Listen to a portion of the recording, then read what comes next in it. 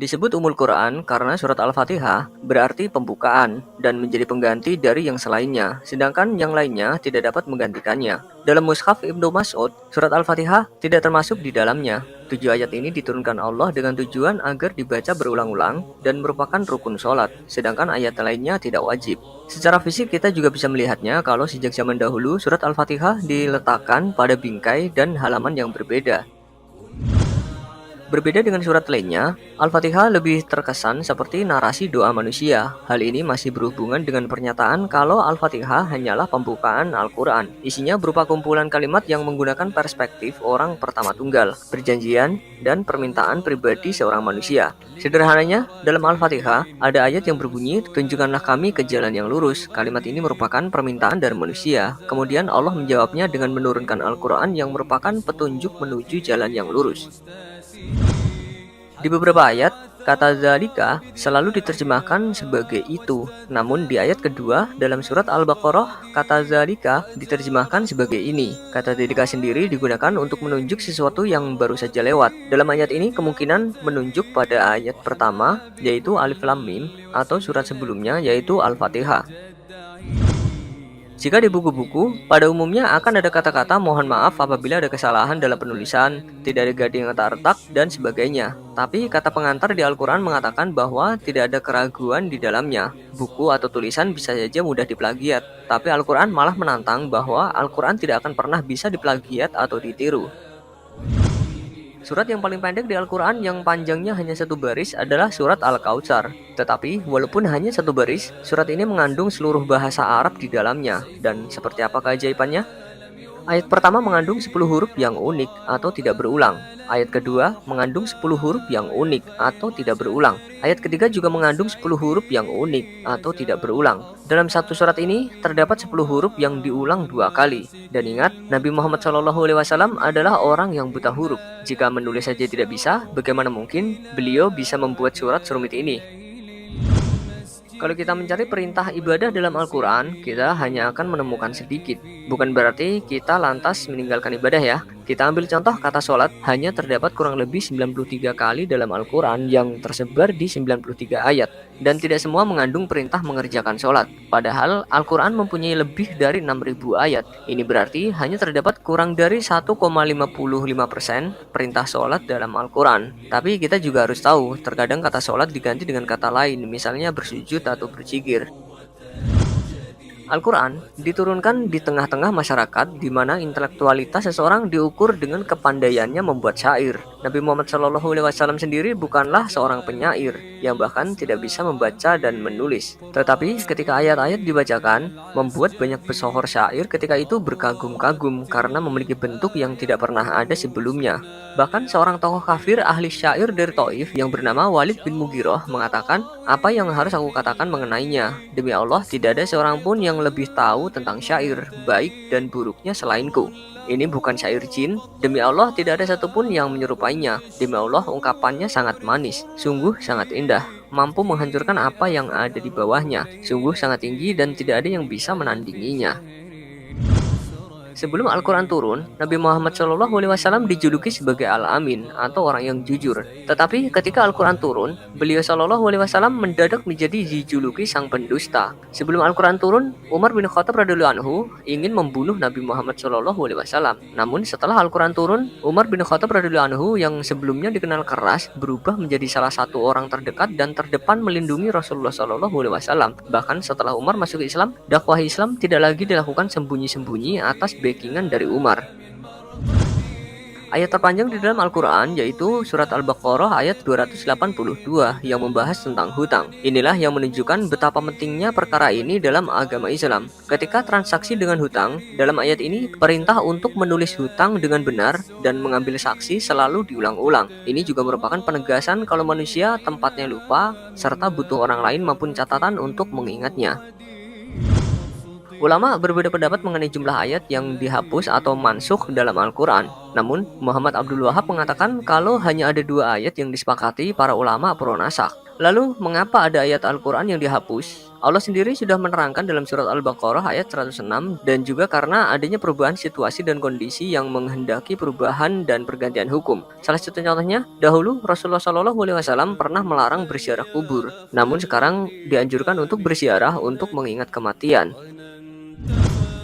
Terdapat 15 ayat sajadah dalam Al-Quran yang ketika imam membaca salah satu dari ayat ini, maka imam disunahkan untuk melakukan sujud tilawah dan makmum mengikutinya. Dalam hadis dijelaskan, jika kita membaca ayat sajadah kemudian sujud, maka setan akan lari sambil menangis dan berkata kalau kita akan masuk surga karena kepatuhan kita bersujud.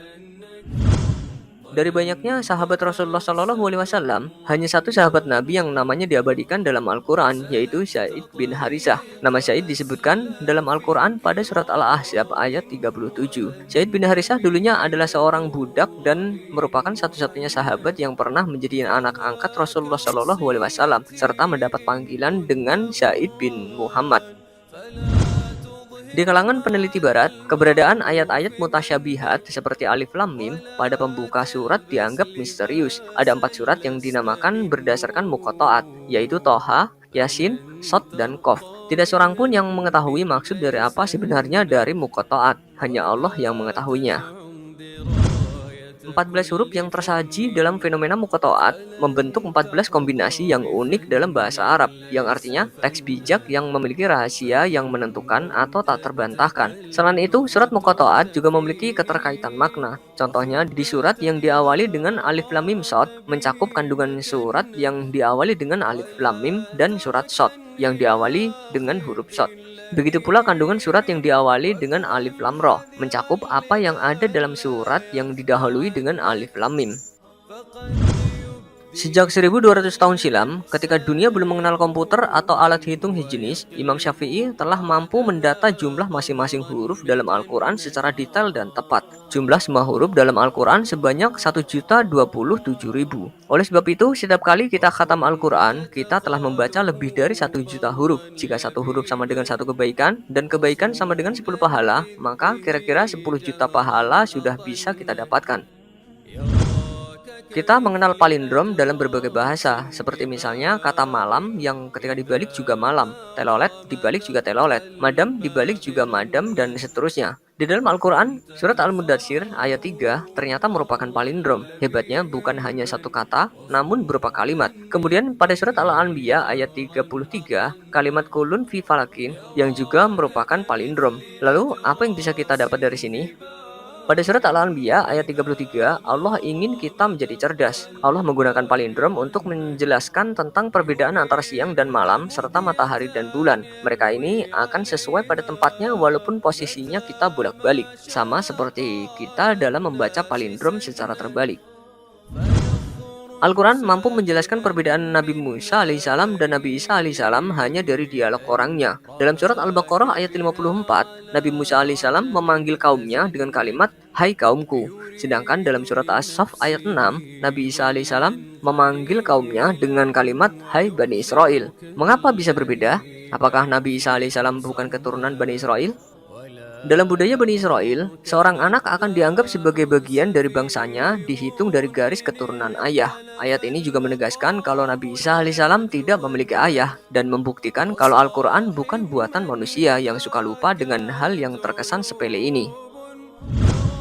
Para sahabat dulu mencatat Al-Quran ke dalam masing-masing mushaf, dan ketika akan dikumpulkan, terjadi perbedaan urutan surat. Ketika dibukukan atas perintah Utsman radhiyallahu anhu, Al-Quran diurutkan dari surat yang terpanjang, sedangkan surat pendek diletakkan di belakang. Yang menarik, dulu surat Al-Anfal dan surat At-Taubah dijadikan satu surat yang panjang, sehingga dalam surat At-Taubah tidak memakai kalimat basmalah.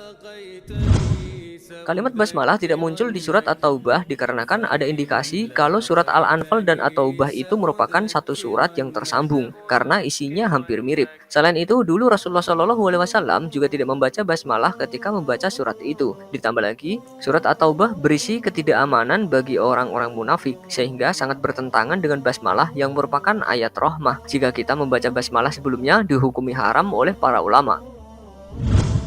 Surat At-Taubah disebut juga dengan Baro'ah, yang berarti berlepas diri. Ini juga diambil dari ayat pertama dari surat At-Taubah yang berbunyi Baro'atum minallahi wa rasulih. Tidak diawali dengan basmalah karena diturunkan tanpa kedamaian dan tidak ada kebijaksanaan kecuali perang. Ketika kita selesai membaca surat Al-Anfal, bisa langsung diteruskan ke surat At-Taubah, baik dengan waqaf ataupun berhenti mengambil nafas sejenak. Bisa juga dijeda dengan membaca ta'awudz, baik dengan waqaf ataupun berhenti mengambil nafas sejenak. Pada Al-Quran cetakan tertentu, ada ta'awudz khusus yang tertulis di samping surat At-Taubah, yang artinya, aku berlindung kepada Allah dari neraka dan dari kejahatan kaum kafir, serta dari murka yang maha perkasa. Kemuliaan hanya milik Allah dan untuk Rasul-Nya dan untuk orang-orang yang beriman.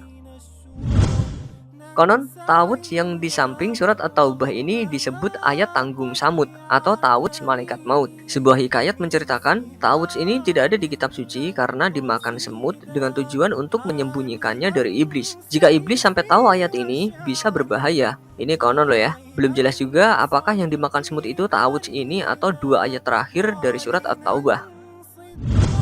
Pencantuman surat At-Taubah ayat 128 dan 129 di dalam mushaf Al-Quran terbilang istimewa karena menyangkut pribadi Nabi Muhammad SAW.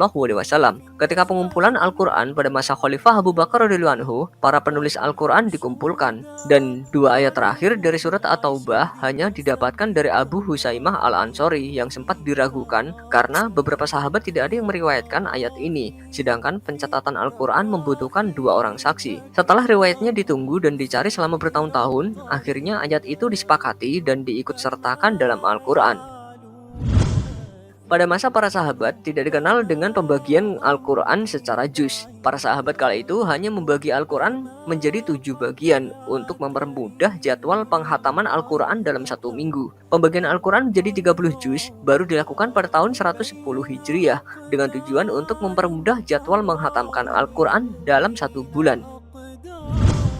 Berdasarkan koin dari masa Utsman bin Affan pada 31 Hijriah ini dan juga tulisan di kubah batu Yerusalem ini bisa dilihat kalau dulu aksara Arab jangankan khasrah dan domah, bahkan tidak ada titik untuk membedakan huruf satu dengan lainnya yang berbentuk mirip. Bisa dibilang ini adalah Arab gundul yang segundul-gundulnya. Jadi, bisakah kalian membedakan mana ba, ta, dan sa? Dan dari kelima aksara ini, manakah yang merupakan huruf ba, ta, sa, nun, dan ya? Al-Quran turun dan disebarkan secara lisan, terlebih diturunkan dalam bahasa Arab kepada orang Arab. Kita bisa saja kebingungan membaca aksara gundul, tapi tidak begitu dengan orang Arab. Sebagai contoh, bisakah kalian membaca tulisan ini? Jawabannya pasti banyak yang bisa, karena kita sudah familiar walaupun tanpa titik dan harokat. Selanjutnya, bisakah kalian membaca tulisan ini? Jawabannya tidak banyak, tapi masih bisa dibaca, karena ini menggunakan kata-kata yang sederhana. Tapi jika dilanjut membaca kalimat ini, pasti banyak yang tidak bisa. Untuk bisa membacanya, dibutuhkan ilmu nahwu dan shorof, menghafal banyak kosakata seperti kalimat bismillah tadi, serta memahami setiap konteks pembahasan secara keseluruhan. Karena itu, kita seringkali menjumpai terjemahan Al-Quran yang berbeda. Karena selain penerapan kaidah bahasa Arab, orang Arab sendiri sering melibatkan intuisi untuk memahami maknanya. Sepertinya angka 7 memanglah angka yang istimewa. Dalam Al-Quran, surat At-Talaq ayat 12, Allah SWT menciptakan alam dengan memilih angka 7 untuk dijadikan jumlah tingkatan langit. Al-Quran sendiri diturunkan dalam 7 dialek. 1 ekor sapi kurban bisa untuk 7 orang. Nabi Yusuf sering menyebutkan angka 7 dalam tafsir mimpinya. Neraka Jahanam itu mempunyai 7 pintu. Dan yang benar-benar istimewa adalah Allah memberikan kita 7 ayat yang dibaca berulang-ulang, yaitu surat Al-Fatihah. Al-Quran yang berisi 6.236 ayat ini hanya membutuhkan 700 kata yang berulang-ulang secara terstruktur untuk berbicara tentang tauhid, keimanan, kehidupan, akhirat, sains, sejarah, alam semesta baik mikro maupun makrokosmosnya, hukum, dan seluruh aspek kehidupan. Penggunaan 700 kata ini sekaligus mengajarkan tentang cara berpikir sederhana melalui keringkasan kalimat-kalimat yang justru mampu menguraikan kompleksitas berbagai persoalan dengan mudah. Wallahu a'lam bishawab.